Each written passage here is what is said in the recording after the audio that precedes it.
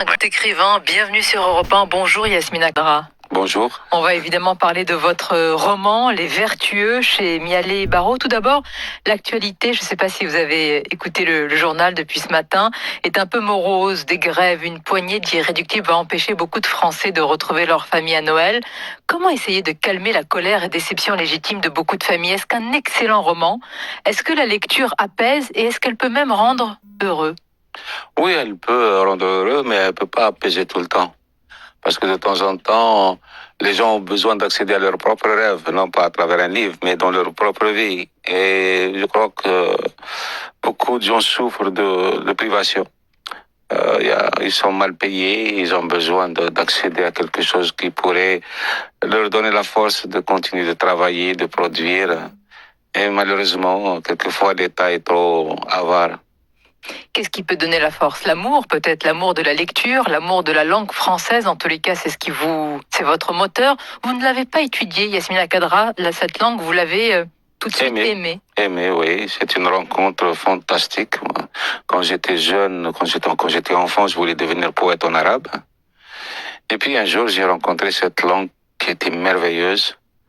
Et qui m'a tout donné. Aujourd'hui, nous sommes en train de faire un parcours fantastique à travers le monde.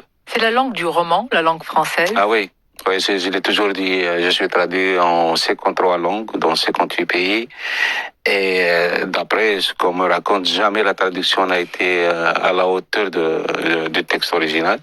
Mais ce que j'ai constaté, c'est que la langue française peut traduire n'importe quelle langue en gardant toutes les saveurs de cette langue-là. Donc voilà, c'est pour ça que je trouve que la langue de la poésie, c'est la langue arabe et la langue du roman, c'est la langue française. On n'a pas besoin de faire de hiérarchie. C'est l'une des plus belles langues du monde. On ne va pas dire qu'elle est la plus belle, mais elle fait partie des plus belles. Même, elle est raffinée et puis elle est tellement riche et elle est surtout hospitalière. Elle accueille tous les états d'âme, toutes les frustrations, toutes les joies, toutes les peines. On peut tout dire à travers cette langue. Et elle permet aussi de s'insérer. Il y a en ce moment un débat, Yasmina Kadra, en France, éternel d'ailleurs, autour d'un texte sur l'immigration et l'intégration. Il est prévu par exemple de régulariser des travailleurs en situation irrégulière en conditionnant cette régularisation à un test, à une maîtrise de la langue française. Est-ce que c'est un socle pour un début d'intégration? Est-ce que c'est suffisant pour s'intégrer? Non, ce n'est pas ça. Je crois qu'il faut d'abord une adhésion totale à un pays d'adoption. Il faut aimer ce pays, respecter ses lois, vouloir aussi vivre son mode de vie. C'est ça qui permet à quelqu'un de s'intégrer. La langue, c'est un outil de communication. Donc, quand elle ne s'inscrit pas dans l'art, comme la littérature ou dans la connaissance, elle pourrait servir peut-être à mieux se comprendre. Mais je crois que pour se diluer dans une société, il faut d'abord l'aimer. Diluer, dites-vous? Absolument, il faut se diluer. Comme moi, quand j'écris, je me dilue dans mon texte. Je deviens un personnage parmi les personnages. Je sens les odeurs, j'entends des bruits. Je suis même bousculé par certains de mes personnages qui ne m'aiment pas. C'est ça la vie. On va se diluer dans votre roman dans quelques instants. Encore une question, parce que vous dites, c'est vrai qu'il faut adhérer finalement aux valeurs, même si ce mot est un peu valise, aux mœurs. Est-ce que vous avez l'impression qu'il y a une volonté aujourd'hui de s'adhérer quand d'autres disent à l'inverse qu'il y a un refus d'une partie des jeunes de la 3e, 4e génération d'adhérer à... Sincèrement, je ne comprends pas pourquoi il y a une telle hostilité pour des gens qui ne demandent qu'à travailler, qu'à voir leurs enfants grandir et aller à l'école et s'instruire et participer à l'essor d'une nation. Je ne comprends pas. Mais voyez-vous, c'est ça justement. L'homme, c'est l'éternel combat entre le démon et l'ange qui sont en lui. Et le problème, c'est que les gens qui sont dans la négation de l'autre sont beaucoup plus tonitruants que ceux qui font leur travail tous les jours dans le silence et la discrétion. En tous les cas, la reconnaissance de l'autre, vous l'avez naturellement, y compris pour l'équipe marocaine. Je vais dire un mot du mondial de foot, parce que vous avez écrit un message qui n'est pas du tout passé inaperçu, un message de félicitations au lion de l'Atlas. Vous avez notamment souligné, salué Yasmina Kadra, je cite, une performance qui a réussi à faire aimer le Maroc et dans tous les foyers de la terre, mais aussi décomplexer l'Afrique tout entière. Il y a eu donc un phénomène d'identification et d'unité, pas seulement arabe, mais aussi africain. Oui, j'aime bien vous savez, la plus grande des noblesses, c'est de reconnaître le mérite des autres. Voilà. Et quand il y a un talent quelque part, d'ailleurs, ça a toujours été ma vocation. J'essaie de l'aider au maximum pour le faire connaître.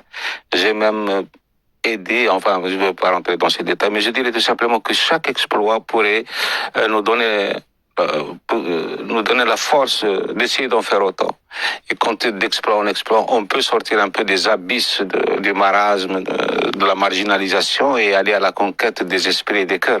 C'est ce qu'il faut. Le Maroc, il a séduit le monde entier. Moi, bien sûr, ce que je trouve scandaleux, c'est que beaucoup de gens profitent de la joie des autres pour essayer d'insuffler ne serait-ce qu'un soupçon de peine. C'est-à-dire, d'un seul coup, tout ce qui pourrait nous aider à regarder ce qui s'est passé autour de l'équipe de France. Les gens n'ont pas vu l'exploit, ils ont vu la couleur de la peau. C'était la France, à part prouver, casser le mythe. Moi, je voyage beaucoup. Je vais quelque part dans des territoires complètement enclavés. Et quand je dis que je viens de France, les yeux éclatent, étincellent. Il y a des feux d'artifice dans les yeux. Il y a la France est un mythe. Et certains, ils sont en train de défigurer cette belle image de la France. C'est dommage. C'est vraiment dommage. La France est un mythe. Oui, Alors c'est un que mythe. beaucoup parlent aujourd'hui de déclassement, de délitement, d'affaissement, vous vous dites non, ce discours Moi, décliniste, vous le dès que je dis dénoncez? Paris, ou Aix-en-Provence, à l'époque, je vivais en Aix. Les yeux s'écarquillent, ils sont tellement... Non, faudrait peut-être calmer certains. Il faut vraiment les calmer. Un peu d'espoir et de réconciliation, en tous les cas, il y en a beaucoup dans votre roman. Dans ce roman, Les Vertueux, vous avez tout mis, Yasmina Kadra. Est-ce qu'on peut dire que vous avez mis tout ce que la vie vous a enseigné, toute votre tripes, votre foi, la philosophie de ce roman? Est-ce que c'est la vôtre? C'est ce qui vous permet encore de croire en l'homme avec un grand H, c'est ce que vous nous dites depuis le début? J'y crois. J'ai pas le droit de ne pas y croire. Même la vocation d'un écrivain, c'est d'essayer. On peut pas inviter quelqu'un, on peut pas l'obliger à entrer dans votre vie pendant des heures et des heures et le voir partir déçu. C'est pas possible. Il faut lui prouver, il faut lui donner quelque chose, un bout de rêve, le sentiment que les choses pourraient s'arranger, quels que soient les conflits, quelles que soient les guerres. Il y a toujours un espoir quelque part. Moi, je suis optimiste. Depuis que j'étais enfant, la seule façon pour moi de survivre aux infortunes qui jalonnaient ma vie, c'était de rester optimiste. Oui, toute ma vie, elle a été jalonnée de déboires et de déconvenus. Toute ma vie, j'ai essayé de garder la tête haute et peut-être toute proche des étoiles. Moi, les étoiles, ce n'est pas lorsque je reçois un coup que je les vois tourner autour de moi, mais je gravite avec elles dans ce cosmos de la générosité et de la bonté. D'ailleurs, en cela, vous ressemblez peut-être à l'un des personnages. Donc, dans ce roman, on traverse la grande histoire. C'est un grand roman universel sur l'Algérie de l'entre-deux-guerres. C'est une fresque, je ne vais pas dire beaucoup sur les personnages, mais il y a quand même un personnage central qui est loyal. Il n'est pas naïf, il est même très loyal, il est pieux et il ne comprend pas pourquoi les gens dans la vie mentent. Lui, il a été élevé dans la droiture, et la droiture même qui est consubstantielle aux familles les plus démunies. Oui, c'est ce qu'on appelle les petites gens. Alors ce sont des gens fantastiques. Vous savez, j'ai écrit quelque part que souvent, les nains, ce sont ces géants que l'on voit de si haut, que l'on prenne de si haut qu'on les voit presque pas. Ben, ce sont les petites gens, ils sont d'une beauté, d'une générosité. Il faut aller dans le Sahara algérien, par exemple, ou dans les hauteurs de Kabylie, ou dans les pays, dans les villages authentiques en Algérie, pour voir, pour rencontrer Yassine. Ils sont partout. Et moi, je suis un petit peu comme Yassine. Je ne comprends pas pourquoi l'être humain ne fait que se compliquer l'existence quand tous les bonheurs sont à portée de sa main. Et alors, on profite de ces personnages, parce que cette droiture, les autres en profitent dans un monde quand même, et là il faut être lucide, de mensonges, de fourberies, de manipulations, d'égoïsme. Comment on s'en sort avec une telle philosophie? Ouais, en restant zen. Il faut avoir foi en soi. J'ai écrit dans l'équation africaine que le courage le vrai est de rester soi-même. On évolue dans une société qui voudrait faire de vous ce qu'il voudrait voir ou comprendre ou que vous incarniez. Mais c'est faux. Si vous essayez d'être ce que les autres voudraient que vous soyez, vous renoncez à vos propres repères et vous êtes déjà un égaré. Comment vous faites, Yasmina Kadra? Vous n'avez jamais senti de la haine pour votre part, malgré votre parcours très difficile. Comment? Ou alors peut-être que vous l'avez senti et transformé aussi. Non, la haine, moi, je la vois tout le temps. Hein. Je la vois surtout, enfin, je ne veux pas rentrer dans certains détails, mais la haine, elle est partout autour de moi. Il y a des gens qui me détestent comme c'est pas possible. Mais vous êtes aujourd'hui un grand écrivain reconnu. Oui, Peut-être qu'avant, certains s'étonnaient de la qualité de vos romans. Aujourd'hui, vous suscitez l'admiration. Partout. J'espère. Partout, Non, ce que je voudrais dire, c'est simple. Les gens peuvent vous aimer et vous détester pour les mêmes raisons. Ils peuvent vous détester, vous adorer pour votre talent. Ils peuvent vous détester ou vous aimer pour votre droiture, c'est ça. Mais finalement, on n'est que le miroir des autres. Nous renvoyons constamment l'image des autres voilà, ça, c'est important, parce que si on est le miroir des autres, ça veut dire que c'est aussi une réconciliation qui est possible. D'ailleurs, c'est un roman sur la réconciliation. Les ennemis qui peuvent devenir amis, même les pires ennemis, malgré la haine, la noirceur, cette amitié, on le voit dans votre roman, elle est possible. Elle est même... Vous savez, quelquefois, l'amitié est plus forte que l'amour. Hein.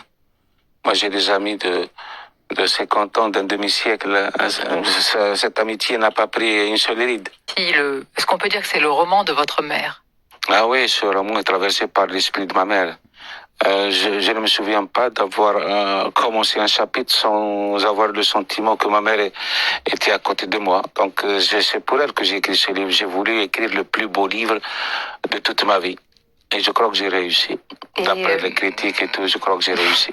La dédicace, attendez, je feuillette simplement pour la lire, parce que sur votre mère, c'est magnifique. À ma mère qui ne savait ni lire ni écrire et qui m'a inspiré ce livre. Elle ne savait ni lire ni écrire, mais elle savait beaucoup d'autres choses. Elle savait dire les choses. Dire. Oui, elle avait son langage à elle, peut-être très très simple, mais percutant. Moi, c'est elle qui m'a éveillé à beaucoup de choses. Ma mère pouvait insuffler une âme à un caillou. C'était un poète, sauf elle était comme l'oiseau. Elle était musicienne, mais elle n'avait pas peut-être le solfège qui allait avec, c'est tout. Pardonnez-moi, je suis émue quand vous parlez de votre mère. Alors... Ça va, Sonia, vous voulez que je reprenne? Non, on va peut-être conclure sur ça, puisque vous dites on ne sait pas quand on va partir de cette terre, il faut donc en profiter. Comment vous en profitez, vous, Yasmina Khadra? En essayant d'inventer mon bonheur partout, au cœur même de l'infortune. Voilà, il faut savoir apprécier les autres, il faut aller vers ce qui nous émerveille. Moi, je ne comprends pas comment on peut détester un humoriste ou un cinéaste ou un musicien ou un écrivain. C'est pas possible. Il faut aller, voilà, il faut toujours butiner dans tous les jardins du monde pour faire son miel. Bon, on va dédicacer cela à toutes les mères, alors. Ah, à toutes les mères. Ici ou ailleurs. J'adore. Voilà, j'adore. La maman, pour moi, la maman, c'est un territoire sacré. Et quand elle venait à disparaître, c'est tout un monde qui disparaît avec elle. Merci Yasmina Khadra. On rappelle vous me l'avez fait craquer, Yasmina, vous avez vu, hein, le titre du livre. Les Vertueux, Yasmina Khadra, votre dernier ouvrage, c'est chez Mialet Barreau. Et c'est vrai que la critique encense votre ouvrage, Yasmina Khadra.